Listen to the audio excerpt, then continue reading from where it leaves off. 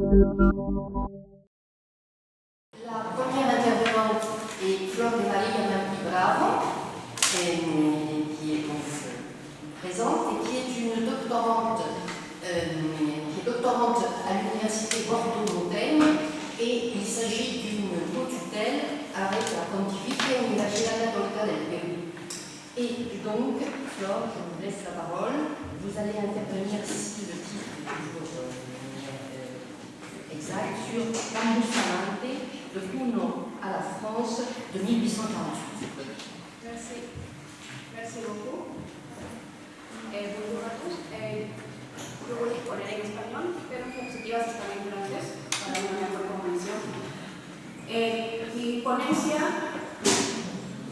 versa en torno al viaje político peruano Juan Bustamante Dueñas, principalmente el viaje que hizo a Francia en 1841. Primero voy a presentar algunos datos biográficos sobre Juan Bustamante, nacido en 1808 en Quilque, Puno, una ciudad al sur del Perú. Juan Bustamante Dueñas fue hijo del criollo antioqueño Mariano Bustamante Dueñas y de la mestiza puneña Agripina Dueñas Rivera, que fue una rica heredera de las haciendas ganaderas. Debido a la falta de escuelas rurales, el joven Bustamante no recibió una esmerada educación, hecho que más tarde va a lamentar durante su periplo europeo, en el segundo libro de viaje que escribe. Así va a decir, y lo cito: Bustamante, mi señor padre, único en el departamento con ese apelativo, tuvo su origen en la ciudad de Arequipa. ¿Podría yo echarle en cara en no haberle procurado una educación de acuerdo, por lo menos, con sus medianos saberes? No, pues que tan raras eran entonces las escuelas de enseñanza en mi departamento. En este perfil biográfico que hace de sí mismo, en su segundo libro de viaje, también resalta que él hereda el fenotipo andino de su madre, ¿no? Lo cual era muy llamativo durante su viaje a Europa y también en parte a Oriente. Pese a esa carencia educativa y debido a sus habilidades mercantiles y también a la herencia que recibió por parte de sus padres, Bustamante llegó a ser un próspero comerciante lanero, propietario de muchas tierras en Puno. Es gracias a ese capital económico que a la edad de 33 años pudo realizar su primer viaje transatlántico. Es así como el 3 de mayo de 1841 zarpa del Callao el navío que llevará a este comerciante de lanas, que había decidido realizar su primer viaje alrededor del mundo con el único fin, como él mismo lo declara 4 años después, de servir a su patria y de, cito, excitar en la juventud el gusto de los viajes. De este modo, este viajero inicia una travesía que duró casi 3 años y que lo llevó por las principales ciudades norteamericanas, europeas y parte de Medio Oriente. Llega hasta China y Jerusalén. Esta experiencia fue materializada en su primer libro de viaje titulado Viaje al Viejo Mundo, publicado en Lima en 1845, libro que tras su éxito necesitó de una segunda edición titulada, con una ligera modificación, Viaje al Antiguo Mundo, que también fue publicada en ese mismo año. El París al que arriba por primera vez Juan Bustamante, el 6 de noviembre de 1841, es una metrópoli en que aún no se había materializado las reformas, ¿no?, bajo la dirección del barón Osman, ¿no?, en el Segundo Imperio a mediados del siglo XIX. Entonces es interesante observar la declaración con la que inicia ¿no?, esta primera impresión, ¿no?, en 1841. Va a señalar lo siguiente: a costa de 6 pesos, 4 reales, pasé a París, capital de la Francia, reputada por la más hermosa ciudad del universo. Al día siguiente principié mis observaciones y conocí que mi admiración era inferior a los elogios, pues estos de ordinario hacen perder la ilusión y aún el mérito de las cosas. A pesar de esto, las calles de París son mucho más rectas y anchas que las de Londres, aunque tienen pasajes torcidos, angostos y desasiados. Cabe aclarar que él antes pasó por Londres, ¿no?, y es por esa razón esta comparación. A pesar de que podemos ver en esta cita cierto desengaño tras las ideas tras la confrontación de las ideas preconcebidas y la experiencia parisina in situ, en realidad observamos que la declaración de Bustamante no proyecta una exacerbada decepción que era muy característico, ¿no?, de otros viajeros que concebían el estar en París el sueño realizado. Podemos observar en esta primera relación de su viaje en la capital francesa que brinda una extensa descripción enumerativa de los principales monumentos, espacios públicos parisinos, como el Jardín de Tullerías, el Panteón, los Inválidos, los principales museos, pero esta descripción es meramente informativa, en la que no se atisba ninguna emoción por parte del narrador y que quizás realice como un deber para seguir con lo que recurrentemente se consignaba en este tipo de relatos de viajes sobre París. Bustamante también en este viaje pasa a definir el carácter parisino que, como generalmente se hacía, se contraponía con el carácter londinense. Iba a decir que los parisienses, y lo cito, son muy alegres, ingeniosos, amables y francos, curiosos, aficionados a modas y a los placeres. Al emprender son valientes con el heroísmo, pero les falta la constancia. Su carácter es propio para la bella literatura y para el Fausto. Eso nos dice Bustamante en 1841. El testimonio que nos brinda Bustamante es importante, porque nos ofrece una mirada distinta a la del viaje criollo, ¿no?, hispanoamericano, pues estamos ante la presencia de un sujeto que no se forma en un campo social que privilegiaba y anhelaba lo francés como estilo de vida y como modelo a seguir. De aquí que se comprenda por qué los sentimientos de fascinación que muchas veces se podía vislumbrar en los relatos sobre París no sean percibidos totalmente en este primer relato de Bustamante. Distinta será la experiencia en su segundo viaje a París, que es la más extensa. Este libro, Apuntes y Observaciones, que fue publicado en 1849, es un libro de casi 700 hojas, y la relación de París es extensa, más que todo porque él fue testigo de la Revolución de 1848, y es muy interesante el testimonio que nos brinda de dicha revolución.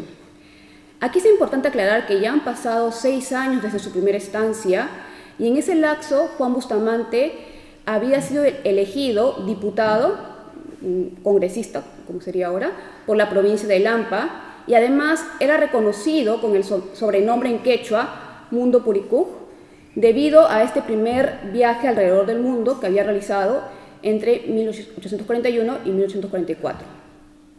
Entonces se puede decir que este primer desplazamiento lo dotó de un capital simbólico que no tenía, porque era pues un comerciante de lana.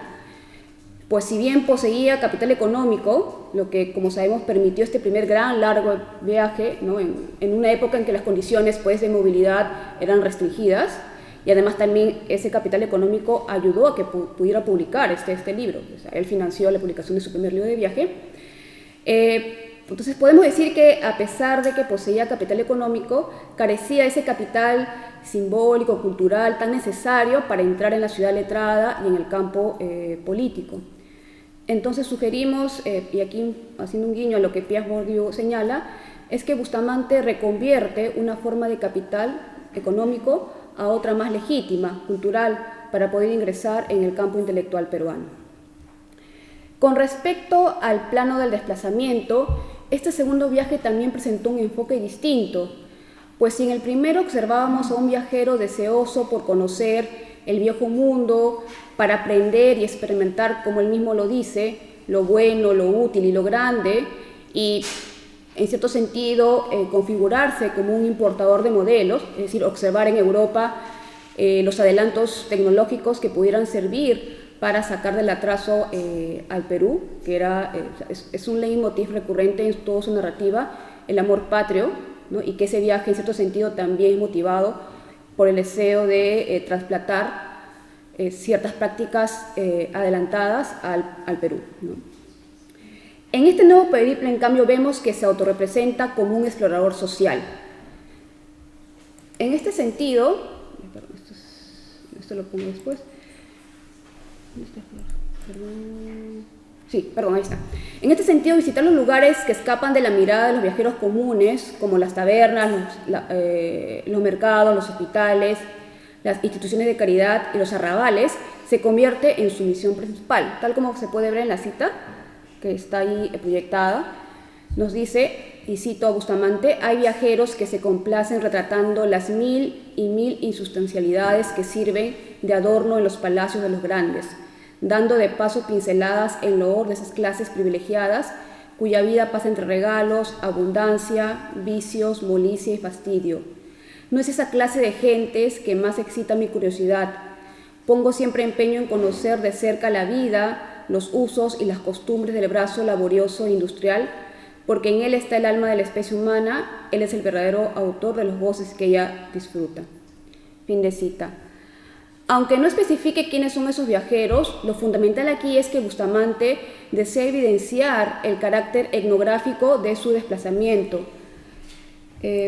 Así, a diferencia de otros viajeros contemporáneos, como Domingo Faustino Sarmiento o Benjamín Vicuña Maquena, quienes se adentran a París apropiándose de la figura del flaneur, ¿no? este caminante, ¿no? que quiere pues vislumbrar lo fastuoso de la ciudad, Bustamante lo hará desde la figura del explorador social que busca develar la otra faz parisina que se invisibiliza en los relatos de viaje, otorgando así a su narración una dimensión distinta a la mera turística o placentera. Ahora, cuando yo leí esta descripción, lo primero con lo cual relacioné fue con Flora Tristán, porque en su libro Paseos por Londres, ¿no? Bueno, en la cuarta edición de Paseo por Londres, publicada en 1842, ella también, ¿no? establece una tajante diferencia entre su rol de observadora social y lo que ella llamaba los viajeros fashionables. Y justamente buscando más bibliografía sobre Juan Bustamante, me encontré con un texto del historiador francés Pierre-Luc Abranson, quien señalaba ¿sí? que Bustamante era quizás el único peruano de su generación en haber leído a Flora Tristán, y que sin esa lectura quizás no habría proporcionado un relato tan lúcido de las jornadas del 23 al 26 de junio de 1848, de las que fue testigo en París. Incluso dice que hay partes textuales que Bustamante copia de este libro, Paseos por Londres. No, solamente menciona que están en el capítulo 1 y 2. Haciendo una investigación más exhaustiva, también observé que habían ciertas apropiaciones de parte del capítulo 3 y también de un capítulo que ya no aparece en la cuarta edición de Paseo por Londres, pero sí en la primera, titulada El teatro inglés, de la cual Bustamante saca una reflexión sobre el teatro y la coloca en su parte de la narración parisina, de los teatros parisinos, ¿no? Entonces, observamos aquí que esta intertextualidad velada, que pone en relación el segundo libro de Bustamante con Paseos por Londres de Tristán, orienta el lugar de enunciación que asume el viajero puneño en su representación de la capital inglesa y francesa. Entonces, en este sentido, al igual que Flora Tristán, quien según Hooke subraya y señala abiertamente la degradación a la que conduce inexorablemente el sistema económico inglés, también observamos que Bustamante acentúa, ¿no? dicha desigualdad social que trasluce Londres, considerada pues la capital mercantil por excelencia en esa época, y que también critica por su imperialismo. Entonces, en este libro, en el segundo libro de Bustamante, observamos que primero hay esta descripción de los bajos fondos londinenses, en donde se ubica estas citas veladas, citas entre comillas, porque obviamente era un plagio, del libro de Flora Tristán, y después continúa su periplo en los bajos fondos parisinos. Entonces, adopta esa misma figura del explorador social y va a señalar que no se propone gastar mucho tiempo ponderando excusadas grandezas de una sociedad, se refiere a la parisina, que parece en el apogeo de la civilización, ¿no? Eso dice Bustamante. Su propósito ahora es centrarse en la dimensión utilitaria de la ciudad, ¿sí? Y también, ¿no? en representar o develar esa otra cara de París, ¿no? Es lo que señala Bustamante en esta segunda narración sobre París. Entonces, va a decir, ando tras lo útil, tengo en poca estima lo excusado y lo superfluo, no conocí grandezas ni las ambiciono, quizá consiste en eso el que yo no haya aprendido el arte de adular y que así mis gustos, como todas mis simpatías, vengan siempre a resolverse en una vulgaridad extravagante, ¿no? Es lo que nos dice Bustamante. Este fragmento demuestra cómo su condición andina modela pues una mirada que no privilegia el lado fastuoso de la metrópoli francesa, que tanto llamaba la atención a la mayoría de los viajeros hispanoamericanos. En este contexto, esta vulgaridad extravagante, como él mismo señala, puede ser leído en términos de sencillez y de singularidad. Él no va a París en busca de la capital del placer, sino que en tanto importador de modelos y guiado por su amor patrio, busca qué de útil se puede extrapolar, ¿no? Porque hay muchos comentarios de la administración pública parisina o de sus avances tecnológicos que él admira. Pero por otra parte también está esta posición de observador social que se centra en exhibir la miseria social que se esconde en los bajos fondos parisinos, miseria que desde su percepción se ha agravado aún más con el estallido social de 1848.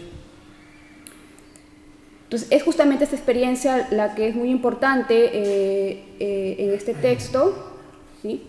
Aunque antes me había olvidado decir también esta otra intersexualidad, que es la relación o la alusión que hace en esa época reconocida novela de folletín Los misterios de París de Eugenio Sue. Esta alusión se convierte en este libro, ¿no? O en esta experiencia parisina en un elemento intertextual, pues a partir de ella se va a configurar la descripción que hace de los bajos fondos parisinos, pues al igual que el personaje principal de la novela, el príncipe Rodolfo, el viajero puneño decide recorrer este otro París, el de la miseria y los crímenes, ¿no? Transformado en un obrero, como se puede leer en la cita. Bueno, ahora sí me gustaría centrarme en la experiencia de la Revolución de 1848. En su paso por París, Juan Bustamante fue testigo excepcional de una de las revoluciones que marcó un gran hito en la historia francesa del siglo XIX, que es justamente esta revolución, a la que dedica todo un apéndice de unas 60 hojas en la que va narrando las jornadas de junio, ¿sí? Y se va a configurar como un testigo directo que va recorriendo, ¿no? Los diferentes estallidos que van surgiendo a las diferentes partes de París. Con respecto a estas jornadas, ¿no? Y presagiando la magnitud de este acontecimiento, Juan Bustamante se dedicó a documentar detalladamente, ¿sí? Su experiencia a través de una relación imparcial que podemos observar buscaba desestabilizar las narraciones hegemónicas propagadas sobre este evento por los mismos franceses. Así nos dirá lo siguiente, y cito: examinaré cuáles hayan sido, en mi entender, las causas de una sonada tan ruidosa y tan fatal para la humanidad, que me parece mal comprendida y peor explicada por los escritores franceses, rendidos todos ellos a la pasión de partido y por consiguiente a los detestables impulsos del odio, que lejos de cerrar las llagas abiertas en la sociedad, las irrita y envenena para que se empeoren.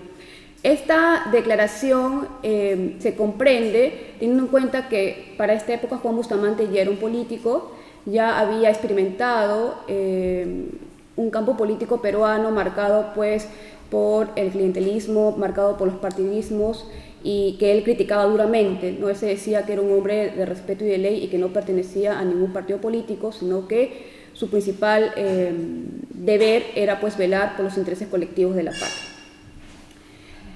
No obstante, a pesar de esta resaltada imparcialidad que según él iba a primar en la narración de sus hechos sobre la Revolución del 48, podemos observar que el viajero puneño tiende a elogiar la forma en que, como él denomina, las fuerzas del orden contuvieron la insurrección. En este contexto, aplaude a los obreros que no se unen a la revuelta y prefieren ayudar a contenerla.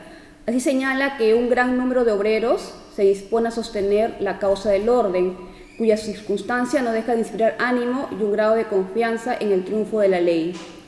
Asimismo, sugiere que la disolución de los talleres nacionales, que en realidad fue la causa por la cual estalló estas jornadas de junio, sugiere que esta disolución, más que una razón, fue un pretexto para la insurrección. En un primer momento podría parecernos contradictoria su mirada crítica y reprobatoria del levantamiento popular parisino, sabiendo, y esto sí adelantándonos al tiempo, que 20 años después él mismo dirigiría una rebelión indígena en Huancané, Puno, en la que va a perder trágicamente la vida. Sin embargo, esta actitud se explica tras conocer su hipótesis sobre el origen de esta revolución parisina.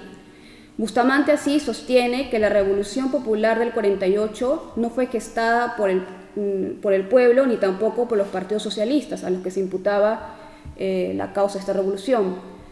Desde su observación directa de los hechos sugiere que la población parisina tomó las armas a instigación de pretensiones ocultas y enmascaradas, nos dice él. Eso explicaría por qué en las filas de la insurrección, señala, el oro corría con abundancia. Por todo ello llega a la conclusión de que este levantamiento social tuvo un fin político oculto, restaurar la monarquía.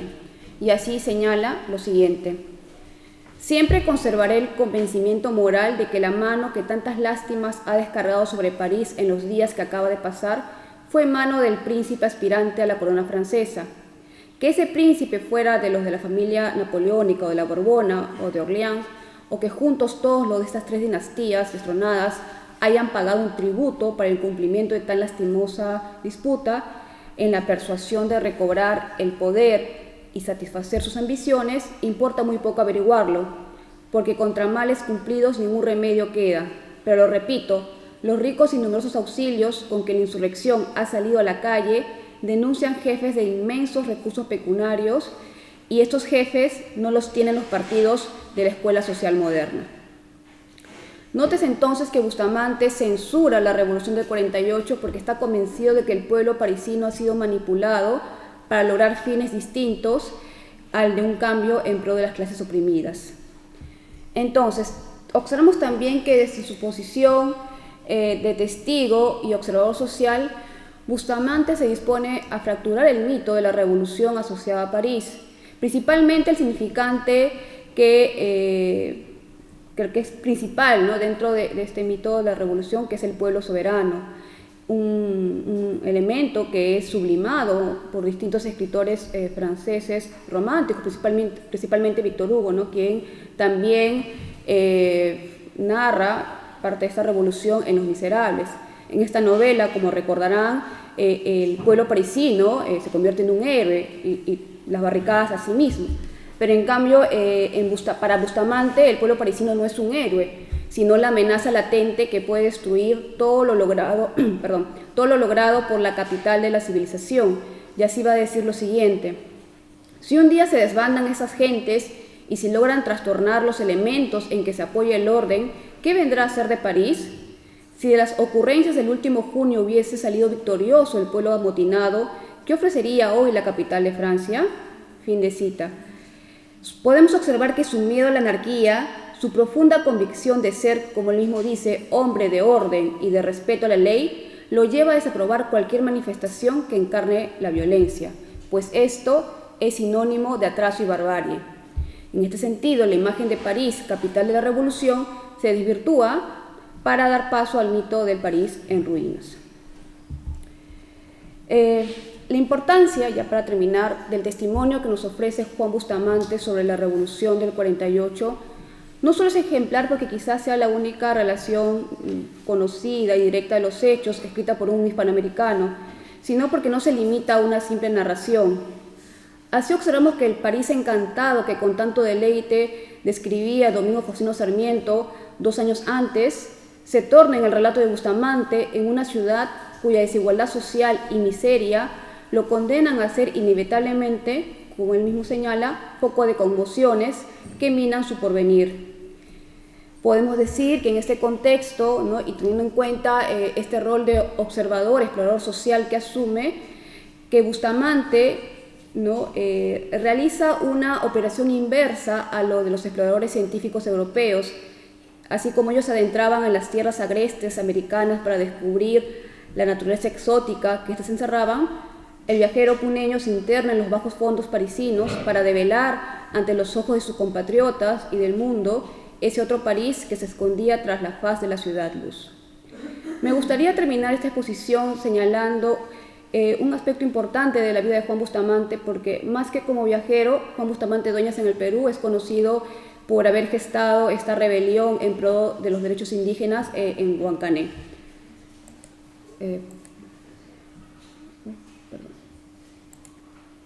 Juan Bustamante Dueñas murió defendiendo la causa indígena un 3 de enero del 68 en la rebelión de Huancané. Sobre su muerte se propagaron diversas versiones. Unas contaban que fue asesinado por los propios indios a quienes defendía, otras que murió por orden del subprefecto de la localidad de Pusi, Andrés Recherte, defensor de los intereses de las oligarquías puneñas. Esta última versión es la más trágica, pues cuenta que el propio viajero debió enterrar los cuerpos calcinados de los indígenas que defendió para luego ser el mismo colgado de los pies en un árbol de la plaza principal del pueblo y decapitado de un par de machetazos. Su muerte significó, ¿no?, una prueba de que su altruismo y su amor patrio no fueron comprendidos por una sociedad en la que, como él mismo recurrentemente declara y que creemos que es de gran actualidad, primaban los intereses personales. Muchas gracias.